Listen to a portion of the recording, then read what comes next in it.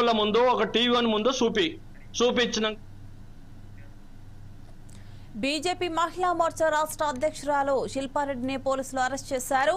హెచ్సీయూలో విద్యార్థుల నిరసనకు మద్దతుగా వెళ్తున్న ఆమెను నెక్లెస్ రోడ్ లో పోలీసులు అడ్డుకున్నారు. పోలీసుల తీరుపై శిల్పారెడ్డి ఆగ్రహం వ్యక్తం చేశారు. ప్రభుత్వం తమ చర్యలను వెనక్కి తీసుకోవాలని డిమాండ్ చేశారు. లేని ఉద్యమాన్ని ఉధృతం చేస్తామని హెచ్చరించారు.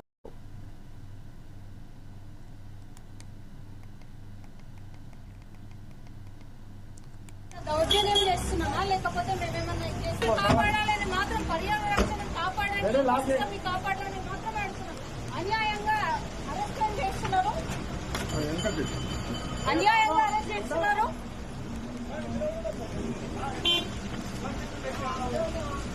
CM down